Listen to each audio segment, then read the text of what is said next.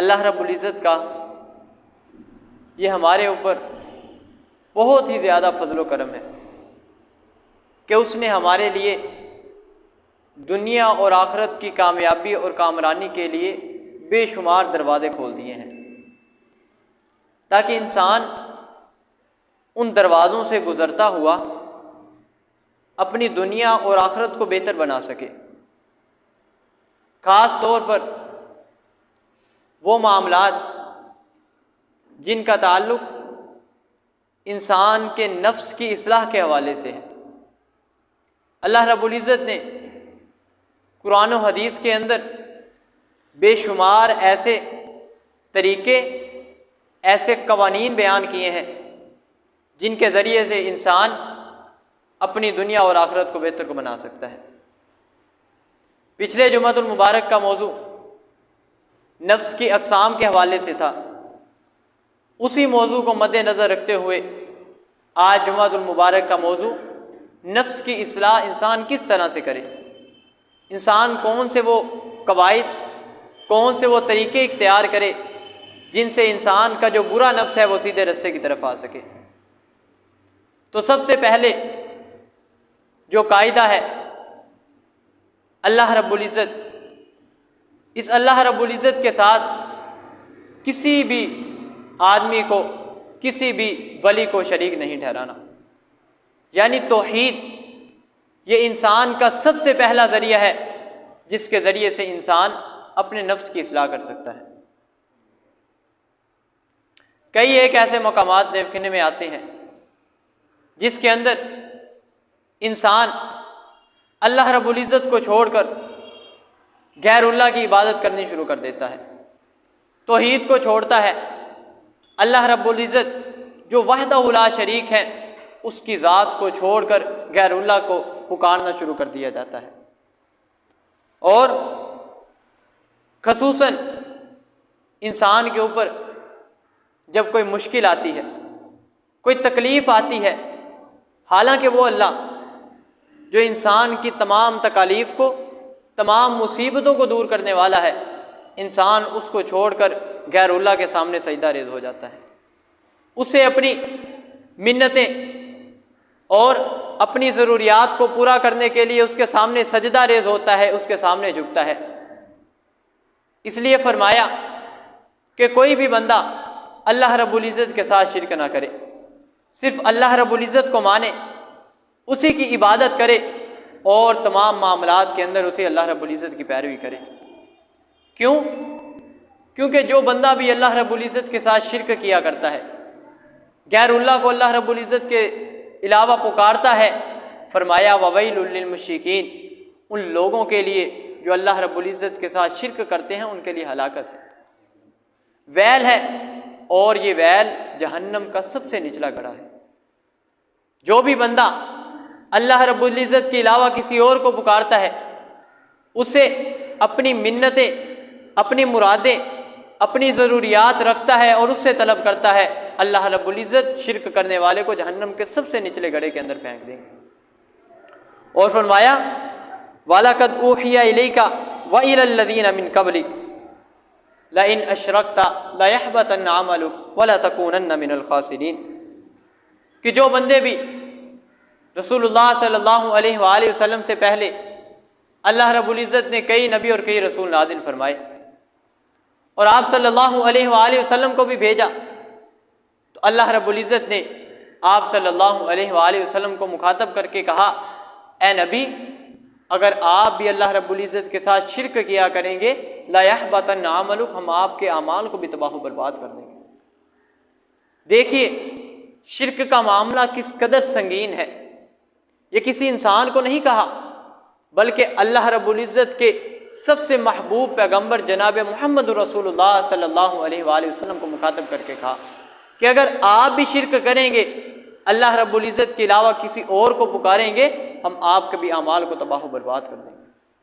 इसलिए हमें ये सोचना चाहिए, हमें कई एक दुनिया के मामलात के अंदर अल्लाह रब्बुल इज़्ज़त के अलावा दूसरों को पुकारना शुरू कर देते हैं, जो कि हमारी एक भी बात को नहीं सुनते। वो तो खुद उस कब्र के अंदर मुर्दा पड़े हुए हैं, वो हमारी किसी बात को नहीं सुनते और वो अपने किसी नफ़ा और नुकसान के मालिक नहीं, वो हमारी मुसीबतें कैसे दूर कर सकते हैं। हमें यह सोचना चाहिए कि एक बंदा जो एक मुर्दा हालत में कब्र के अंदर मौजूद है, वो मुर्दा हालत में अपने हाथ हिलाने, अपने पाँव हिलाने पर कुदरत नहीं रखता, तो वो दूसरों की मुसीबतों को किस तरह से दूर करेगा। और साथ ही फरमाया, इन्नहु मन युशरिक बिल्लाहि फ़क़द हर्रमल्लाहु अलैहिल जन्नह व मअवाहुन नार व मा लिज़्ज़ालिमीन मिन अंसार, कि जो बंदे भी शिर्क किया करते हैं, अल्लाह रब्बुल इज़्ज़त के अलावा दूसरों को पुकारा करते हैं, फ़क़द हर्रमल्लाहु अलैहिल जन्नह, अल्लाह रब्बुल इज़्ज़त ने उन बंदों के ऊपर जन्नत को हराम किया है, उन लोगों का ठिकाना जहन्नम बना दिया। इसलिए सोचिए, क्या कहीं हम अल्लाह रब्बुल इज़्ज़त के साथ शिर्क तो नहीं कर रहे, अल्लाह रब्बुल इज़्ज़त की नाफरमानी तो नहीं कर रहे। इन चीज़ों को मद्देनज़र रखते हुए इंसान अपनी ज़िंदगी को गुजारे। ये इसलिए पहला तरीका है, अगर इंसान कोई बंदा अपने नफ्स की इस्लाह करना चाहता है, अपने आप को बेहतर बनाना चाहता है कि इंसान अल्लाह रब्बुल इज़्ज़त के यहाँ ज़्यादा मुकाम हासिल कर सके, उसमें से सबसे पहली चीज़ ये है कि इंसान अपना अकीदा दुरुस्त कर ले, सिर्फ़ अल्लाह रब्बुल इज़्ज़त के यहाँ अपनी ज़रूरियात को रखे, सिर्फ उसी से सवाल करे और उसी से अपने तमाम किस्म के मामलात को मांगे। और दूसरी चीज़ इस्लाह नफ्स के लिए जो ज़रूरी है, इंसान की तन्हाइयाँ, इंसान की खलवतें और इंसान के ख्यालात बाद हो। कई एक ऐसे मकामात जब इंसान अल्लाह रब्बुल इज़्ज़त की नाफरमानियाँ करता है, अगर किसी हम में से बंदे को कहीं तन्हाई का मौका मिल जाता है, खलवत आ जाती है, इंसान उस तन्हाई के अंदर, उस खलवत के अंदर अल्लाह रब्बुल इज़्ज़त की नाफरमानियाँ शुरू करता है। आज हमारा जो माशरा जिस दहलीज़ के ऊपर पहुँच चुका है, हम उससे बाखूबी वाकिफ़ हैं। ज़रा सी बराबर हमें तन्हाई मिलती है, हम अल्लाह रब्बुल इज़्ज़त की नाफरमानियाँ शुरू कर देते हैं। आज हमारे पास ये मोबाइल सबसे बड़ी फसाद की जड़ है। इंसान को ज़रा सी तन्हाई मिलती है, इसके ऊपर इस कदर फुहश किस्म की वेबसाइट है, इंसान उनको चला कर बैठ जाता है, अपनी तन्हाइयों को हराम कामों के अंदर गुजार लेता है। हालांकि हम में से कई एक ऐसे लोग हैं जो बड़े नेक अमाल करते हैं, रातों को उठकर तहज्जुद पढ़ते हैं, इशराक पढ़ते हैं, 5 वक़्त की नमाज की अदायगी करते हैं, बड़े ही नेक हैं, लोगों के सामने बड़ी ही नेकियां किया करते हैं। लेकिन हमें जब तन्हाई का मौका मिलता है, हम अल्लाह रब्बुल इज़्ज़त की हदूद को पामाल करना शुरू कर देते हैं। लेकिन हमारी इबादत, अगर हम चाहें कितने भी मुत्तकी हो जाएं, कितने भी अल्लाह रब्बुल इज़्ज़त के इबादत करने वाले हो जाएं, लेकिन अगर हमारी तन्हाइयाँ पाक नहीं, हमारे तमाम अमाल बर्बाद हो जाएंगे। रसूलुल्लाह सल्लल्लाहु अलैहि वसल्लम की हदीस मुबारका के अंदर आता है, आप सल्लल्लाहु अलैहि वसल्लम ने फरमाया कि मैं ऐसे लोगों को जानता हूँ जो क़यामत वाले दिन आएंगे, और जब वो आएंगे अल्लाह रब्बुल इज़्ज़त उनके नेक अमाल को हवा के अंदर उड़ा देंगे।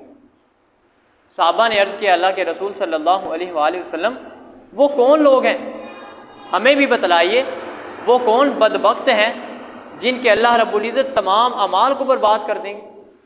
तो आप सल्लल्लाहु अलैहि वसल्लम ने बयान फरमाया कि सुनो, वो तुम में से ही होंगे, वो तुम्हारी तरह की इबादत करेंगे, रात को उठकर तहज्जुद पढ़ा करेंगे, अल्लाह रब्बुल इज़्ज़त की बड़ी इबादत किया करेंगे, लेकिन जब उनको तन्हाई का मौका मिलेगा, अलहदगी का मौका मिलेगा, वो हरामों का इर्तिकाब करेंगे, फौश किस्म के मामलात को करेंगे, अल्लाह रब्बुल इज़्ज़त की नाफरमानियों को सरअंजाम देंगे।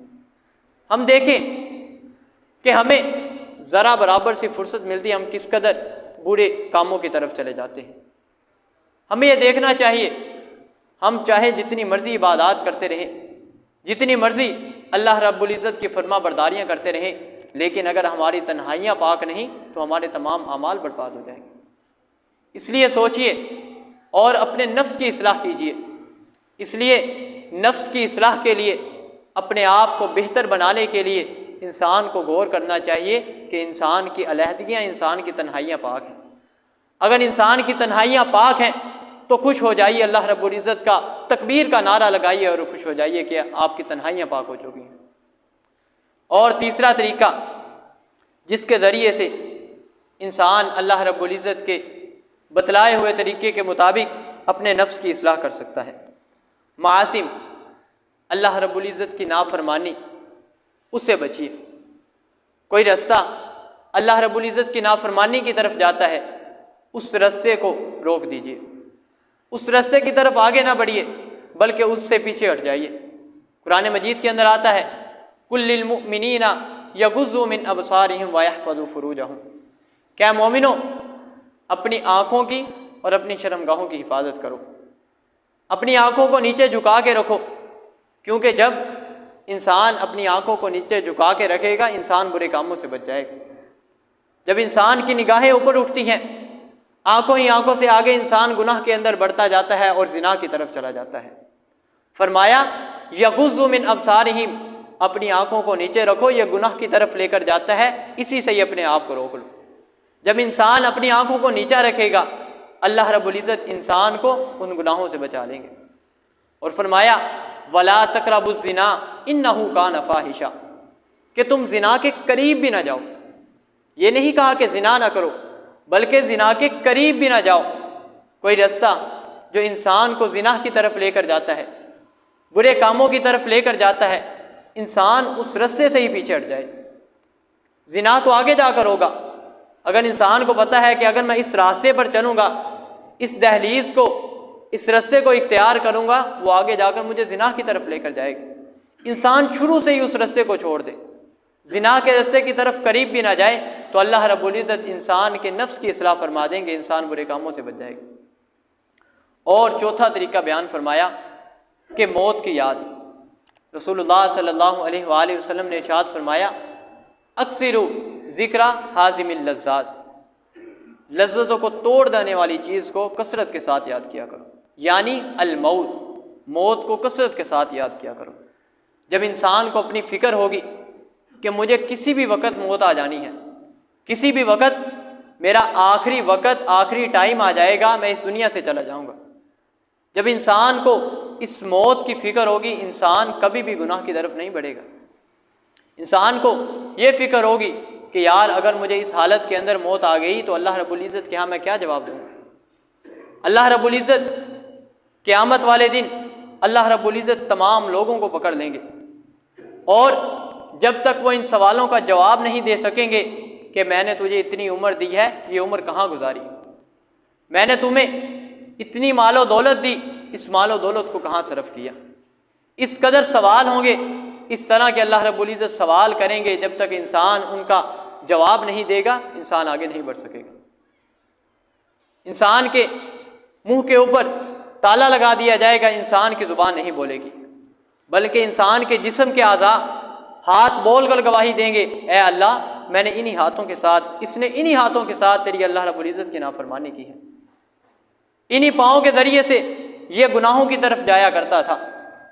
इन्हीं तमाम चीज़ों का जब तक इंसान जवाब नहीं देगा, इंसान को छुटकारा नहीं मिल सकेगा। इसलिए ज़्यादा से ज़्यादा मौत को याद कीजिए, मौत को याद करिए, क्योंकि इंसान की कब्र का मामला बहुत ज़्यादा सख्त है। हज़रत उस्मान रज़ी अल्लाह ताला अन्हु के बारे में आता है, वो जब कब्र के पास बैठते शदीद रोया करते थे, इस कदर रोया करते थे तो सहाबा किराम पूछते, उस्मान रज़ी अल्लाह ताला क्या मामला है, आप इस कदर क्यों रोते हैं? जब भी कब्र का तज़किरा होता है आप इस कदर रोना शुरू कर देते हैं। आप फरमाते हैं कि ये कब्र सबसे पहली मंजिल है, ये आखिरत की मनाजिल में से कब्र सबसे पहली मंजिल है। जब इंसान इससे बच जाएगा, इंसान की आखिरत भी बेहतर हो जाएगी। जब अगर इंसान इस कब्र के अंदर ही फंस गया तो इंसान की आखिरत भी तबाह बर्बाद हो जाएगी। इसलिए ज़्यादा से ज़्यादा मौत को याद कीजिए और मौत को कसरत के साथ याद किया कीजिए। और अगर कोई बंदा ये कहे कि कोई नहीं, मैं अब नाफरमानी कर लेता हूँ, अब गुनाह कर लेता हूँ, बाद में अल्लाह रब्बुल इज़्ज़त से तौबा कर लूँगा, याद रखिए मौत का वक़्त किसी को नहीं पता। किसी भी एक वक़्त इंसान की ज़िंदगी का यह दीवा बुझ जाएगा, इंसान की मौत आ जाएगी, और अगर इंसान उस वक़्त तौबा करना चाहे, इंसान की तौबा कबूल नहीं होगी। वलैसति तौबतु लिल्लज़ीना यामलून अस्सय्यिआत हत्ता इज़ा हज़र अहदहुमुल मौत क़ाल इन्नी तुब्तुल आन, कि अल्लाह रब्बुल इज़्ज़त उस बंदे की तौबा को कबूल नहीं करते कि जब इंसान की मौत का वक़्त करीब आ जाता है वो उस वक़्त तौबा करता है। पूरी ज़िंदगी अल्लाह रब्बुल इज़्ज़त की नाफरमानी में गुजार दी, अल्लाह रब्बुल इज़्ज़त की हदूद को पामाल करने के अंदर गुजार दी, लेकिन जब मौत के फरिश्ते नज़र आए, मौत लेने के लिए, रूह को कब्ज़ करने के लिए वो आ गए, उस वक़्त अल्लाह रब्बुल इज़्ज़त से तौबा करने बैठ गए। इंसान की ज़िंदगी के अंदर ये मौका है, इंसान अपनी ज़िंदगी के अंदर अल्लाह रब्बुल इज़्ज़त से तौबा कर ले। और हदीस मुबारका के अंदर आता है अल्लाह रब्बुल इज़्ज़त ज़िंदगी के अंदर बंदे की तौबा को कबूल करते रहते हैं, लेकिन जब बंदे की मौत का वक़्त करीब आ जाता है उस वक़्त तौबा को कबूल नहीं करते। ये हमारे लिए सबक है कि हम कुरान और हदीस के दलाइल भी सुन लेते हैं, अल्लाह रब्बुल इज़्ज़त के फरमानात को भी सुन लेते हैं, लेकिन उनके ऊपर अमल नहीं करते। इसलिए अपने नफ्स को बेहतर बनाने के लिए, अपने नफ्स की इस्लाह करने के लिए ज़रूरी है कि इंसान मौत को ज़्यादा से ज़्यादा याद करे। मौत को कसरत के साथ याद करेगा तो अल्लाह रब्बुल इज़्ज़त इंसान को बुरे कामों से भी बचा लेंगे और बुरे महफिलों से भी बचा लेंगे। और अगला तरीका बयान फरमाया कि अच्छे दोस्त और हमनशीन। इंसान अपने दोस्तों को देखे कि किन को वो अपना दोस्त बनाता है।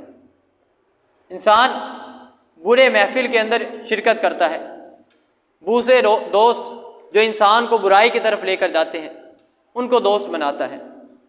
दोस्त बनाने की वजह से वो इंसान को बुरे रास्ते की तरफ लेकर जाते हैं।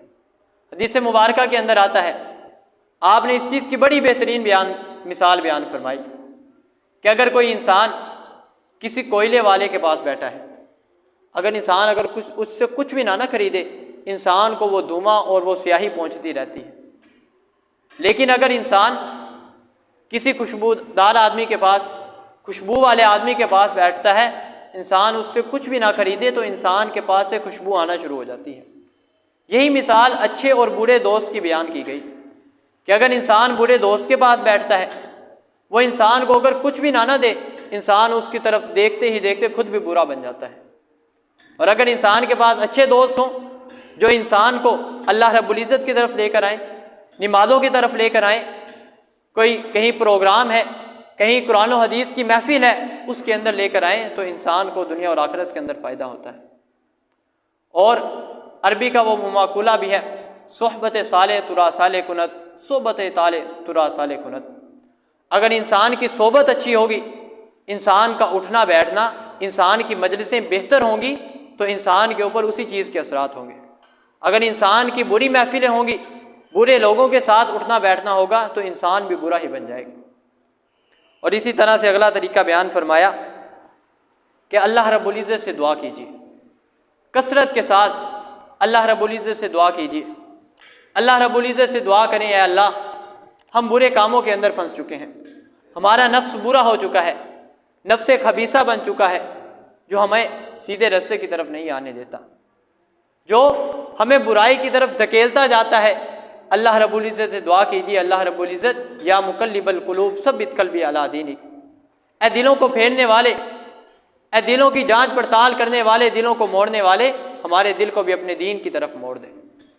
और इसी तरह से दुआएं कई एक बयान फरमाई गई, अद्दुआ हुवल इबादा, अद्दुआ मुख्खुल इबादा, कि असल जो इबादत हुआ करती है वो दुआ हुआ करती है।